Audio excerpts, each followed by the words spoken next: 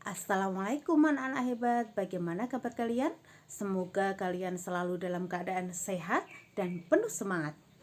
Anak-anak, pada hari ini kita akan belajar tema 2, selalu berhemat energi, subtema 2, manfaat energi, pembelajaran 2 dan 3. Nah, kita mulai saja pembelajaran pada hari ini dengan membaca bismillah bersama-sama ya.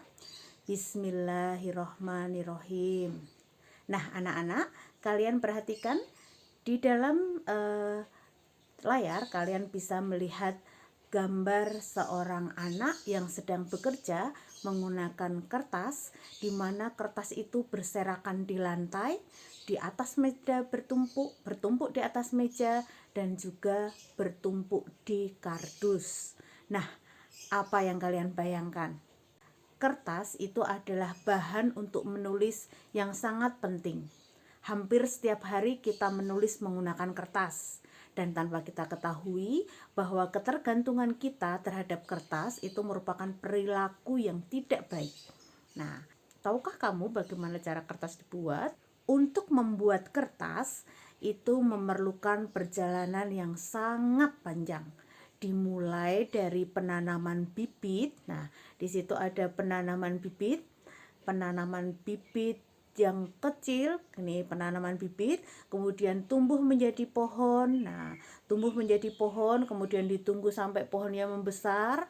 Nah, baru setelah membesar, ini akan menjadi pohon yang siap untuk dipotong dan dijadikan kayu gelondongan yang kemudian akan diolah ke dalam pabrik yang menggunakan banyak sekali alat-alat listrik dan juga cairan-cairan kimia, baru akan menjadi kertas. Nah, jadi kalian bisa bayangkan bahwa di sini itu panjang sekali prosesnya, butuh waktu bertahun-tahun untuk menghasilkannya ya. Nah, dan tahukah kalian bahwa satu pohon itu menghasilkan 18 rem kertas. Satu pohon menghasilkan 18 rem kertas. Nah, bayangkan kalau kamu boros kertas, berapa pohon yang kamu tebang? Kita harus menghemat kertas. Karena dengan menghemat kertas, kita bisa mengurangi jumlah pohon yang harus ditebang untuk membuat kertas. Sekarang kalian perhatikan bagaimana cara kita agar menghemat kertas. Nah, bagaimana cara kita menghemat kertas? Kita bisa menghemat kertas dengan beberapa cara. Di antaranya, kita tidak perlu mencetak dokumen yang tidak perlu. Nah, kita tidak usah mencetak dokumen yang tidak perlu dicetak. Kemudian yang kedua, kita bisa menggunakan kertas namanya secara hemat, jadi tidak menggunakan kertas berlebihan. Kemudian kita bisa menggunakan kertas pada dua sisinya, bolak-balik. Kemudian kertas itu bisa didaur ulang, jadi nanti kita bisa mendaur ulang kertas. Dan satu lagi, ini di zaman era digital, jadi kita bisa memanfaatkan teknologi saat menulis. Jadi kita bisa menggunakan komputer, bisa menggunakan tablet, HP untuk menulis beberapa catatan yang bisa ditulis menggunakan teknologi. Nah, itu adalah cara-cara menghemat kertas ya. Kita harus selalu ingat bahwa hak kita adalah menggunakan kertas, sedangkan kewajiban kita adalah menghemat penggunaan dari kertas. Nah, coba perhatikan teks di atas ya. Ketika kita menghemat kertas, kita ikut menghemat penggunaan energi. Kita juga menghemat pohon-pohon di hutan. Kita ikut menjaga bumi kita supaya setiap orang bisa hidup nyaman di bumi. Menggunakan kertas yang sisinya masih kosong, teliti saat menulis, menggunakan hanya benar-benar ketika dibutuhkan adalah hal sederhana yang bisa kita lakukan untuk menghematnya. Nah, anak-anak, bagaimana dengan kamu? Apakah kamu sudah pernah menghemat kertas dalam sehari-hari? Sudahkah kamu berhemat? Nah, kemudian perhatikan lagi teks berikutnya ya. Nah, sebagai bagian dari anggota masyarakat, kita harus melaksanakan hak dan kewajiban kita secara seimbang ya. Nah, kita berhak menggunakan kertas, tetapi orang lain juga berhak untuk hidup di lingkungan yang nyaman. Nah, kewajiban kita adalah untuk menghemat kertas. Nah, kalian bisa mulai menghemat dari sekarang ya. Sekarang kita akan membahas tentang energi listrik. Tidak terlepas dari kehidupan kita selalu bersinggungan dengan energi listrik ya. Nah, energi listrik itu selain banyak sekali manfaatnya, tetapi ada juga bahayanya. Apa sih bahaya energi listrik?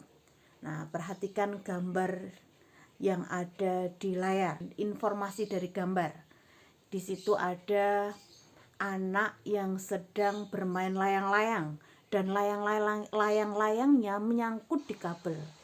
Kemudian ada anak yang sedang memanjat tiang listrik, bersandar memanjat tiang listrik.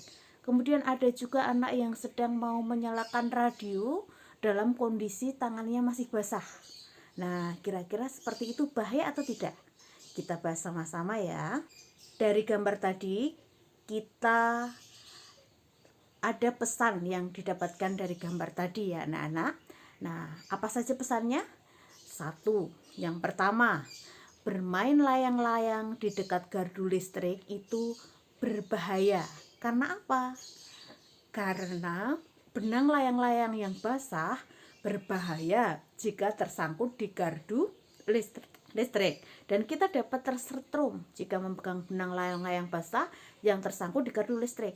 Dan satu lagi, biasanya ada kabel-kabel yang memang tidak tegangan tinggi yang dia tidak ada pengamannya, yang bisa saja ketika benang-benang itu tersangkut itu langsung bisa kita bisa tersetrum. Nah, kemudian yang berikutnya nomor 2, ada anak atau ada seseorang yang sedang memotong ranting pohon di dekat gardu listrik dan pohonnya itu daun pohonnya nyinggol kabel listrik. Nah, tadi yang berarti bilang kalau kabel listrik itu ada yang tidak memakai isolator, jadi dia merupakan tembaga saja. Jadi ketika terkena pohon maka bisa langsung nyetrum gitu, jadi bisa langsung kalian kesetrum. Nah, kemudian yang ketiga, pada gambar ketiga tadi kalian bisa melihat ada anak sedang menancapkan alat elektronik dalam kondisi dia basah. Nah, menantapkan steker dengan tangan basah itu sebaiknya tidak dilakukan ya, karena sumber listrik jika terkena air akan menimbulkan konsleting. Nah, dan juga selain itu bisa membahayakan kalian karena kalian bisa tersetrum. Nah, kemudian di situ ada seorang anak yang sedang memanjat tiang listrik. Lah, tiang listrik dipanjat itu berbahaya ya kalau tidak ahlinya. Nah, kecuali orang yang sudah ahlinya yaitu PLN. Nah, sebaiknya kita itu menghindari bersandar saja, tidak boleh apalagi memanjatnya, karena kabel kawat pada tiang listrik itu dapat menyebabkan kita tersetrum. Nah, bagaimana anak-anak? Adakah yang pernah kalian lakukan yang merupakan kegiatan berbahaya? Kalau ada, jangan pernah diulangi lagi ya. Nah, sekarang bagaimana cara kita menjaga diri dari bahaya listrik? Menjaga diri dari bahaya listrik. Nah, bagaimana caranya? Kalian perhatikan gambar ya. Nah, apa saja sih di dalam gambar itu? Kita bahas satu persatu ya. Yang pertama, saat menggunakan peralatan listrik, pastikan tangan kita, kaki kita dalam keadaan tidak basah, jadi harus kering. Nah, kemudian yang kedua, pastikan tidak ada air di stop kontak. Jadi stop kontak dalam keadaan kering juga. Kemudian cabut steker peralatan listrik bila tidak digunakan. Steker itu colokan itu ya. Nah, kemudian hindari mencolok terlalu banyak steker pada stop kontak. Biasanya kan ada tuh yang stop kontaknya 1, di situ colokannya ada 3 penuh semua. Bahkan ada yang colokannya ada banyak penuh semua, itu berbahaya ya. Nah, kemudian segera perbaiki kabel yang terkelupas. Nah, kalau ketika terkelupas harus diperbaiki karena langsung bisa nyetrum. Kemudian jauhkan cairan dari peralatan yang terhubung ke listrik. Jadi jauhkan cairan-cairan yang bisa menyiram peralatan-peralatan listrik kita. Itu tadi adalah cara kita menghindari bahaya-bahaya dari listrik. Nah, kemudian kita sekarang belajar tentang bahasa Indonesia ya. Nah, tentang membandingkan teks petunjuk benda atau alat yang berbeda. Nah, apa itu? Nah, teks petunjuk. Apa itu teks petunjuk? Teks petunjuk itu dapat memberikan informasi kepada pembaca atau pendengar tentang cara menggunakan atau membuat sesuatu. Pada pembelajaran kemarin, kalian sudah membuat kipas ya. Kalian tahu bagaimana cara membuat kipas. Nah, itu urutan cara membuat kipas tadi itu adalah teks petunjuk cara membuat kipas dari kertas, begitu ya. Nah, kemudian apa sih sebenarnya ciri-ciri teks petunjuk? Nah, teks petunjuk itu berciri-cirikan diantaranya yang pertama berisi cara menggunakan atau melakukan sesuatu atau membuat sesuatu. Nah, kemudian yang kedua disampaikan atau disajikan secara berurutan. Jadi tidak boleh terbulak-balik. Misalkan kalau kamu kemarin membuat kipas dari kertas, masa dilem dulu belum dilipat-lipat, kan nggak mungkin ya. Jadi tidak boleh terbulak-balik urutannya. Kemudian yang ketiga menggunakan kalimat perintah yang jelas dan tadi di sini menggunakan kalimat perintah yang jelas dan tidak bermakna ganda. Nah, ini mohon maaf ya, di teks di layar itu salah cetak, di situ bermakna ganda, sebenarnya adalah tidak bermakna ganda gitu ya. Jadi kalimatnya harus jelas dan tidak bermakna ganda. Nah, kemudian bagaimana sih contoh membandingkan teks petunjuk benda atau alat yang berbeda itu? Seperti apa contohnya? Mari kita lihat ya. Nah, kita perhatikan ada teks 1 dan teks 2. Teks ini keduanya menggunakan alat yang berbeda. Apa saja kita lihat ya. Teks pertama, Bu Prapti bacakan. Pak Dhani adalah seorang nelayan. Setiap hari ia pergi ke danau untuk menangkap ikan. Pak Dhani sangat peduli terhadap lingkungan dan makhluk hidup di danau. Oleh sebab itu, ia tidak menggunakan bahan peledak atau pukat harimau untuk menangkap ikan. Jika Pak Dhani menggunakan bahan peledak, ikan-ikan dan tanaman air di danau akan mati. Pak Dhani menangkap ikan dengan jala. Berikut cara menangkap ikan menggunakan jala. 1. Pegang ujung jala dengan erat. 2. Lempar dan betangkan jala ke tempat yang terdapat banyak ikan. 3. Tunggulah beberapa menit. 4. Angkatlah jala dari air. 5. Ikan-ikan pun berhasil didapat. Kemudian lepaskan ikan yang tersangkut dari jala, pada jala. Nah, itu teks pertama. Ingat-ingat ya. Kemudian yang teks kedua, Bu Prapti bacakan. Nah, pada hari Minggu, Bayu dan Ayah pergi memancing di sungai yang letaknya tak jauh dari rumah. Bayu dan Ayah menangkap ikan dengan alat pancing. Akan tetapi, Bayu belum pernah menggunakan alat pancing. Ayah mengajarkan Bayu menangkap ikan menggunakan alat pancing. Nah, berikut cara untuk menggunakan pancing. Yang pertama, letakkan umpan berupa cacing pada kail pancing. Yang kedua, lemparkan kail pancing ke tempat yang terdapat banyak ikan. 3. Tunggulah beberapa saat sampai umpan dimakan ikan. 4. Saat pancing mulai bergerak-gerak, gulungkan benang pancing. 5. Gulung benang pancingmu dengan cepat sambil menariknya. 6. Setelah ikan berhasil didapat, lepaskan ikan dari kail pancing. Baik, kalian lihat ya tadi antara teks 1 dan teks 2.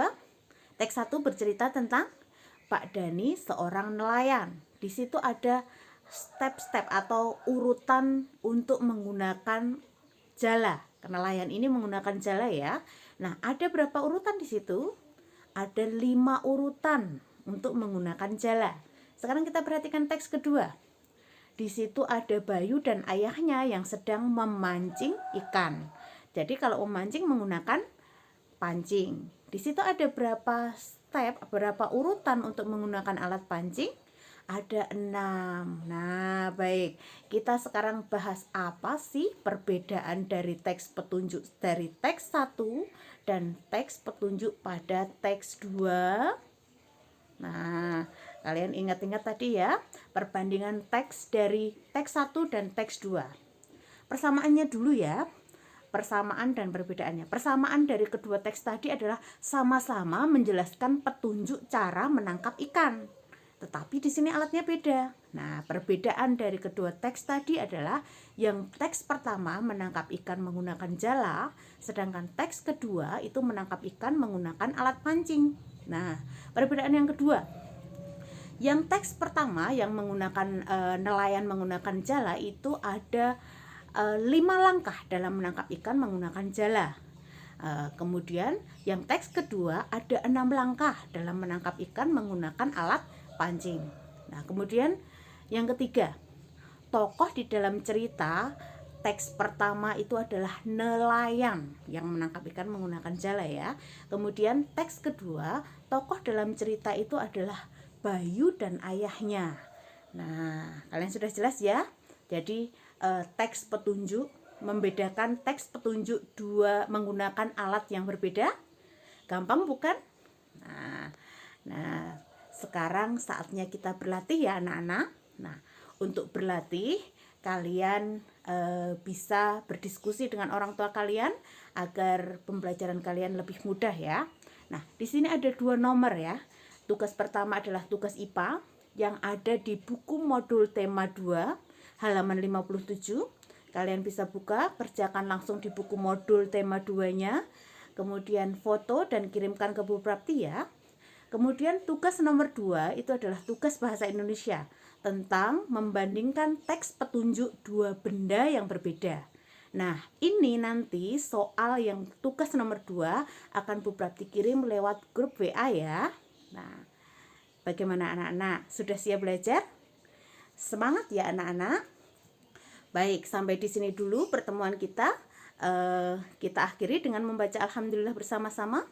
Alhamdulillahirobbilalamin. Semangat belajar anak-anak. Wassalamualaikum warahmatullahi wabarakatuh.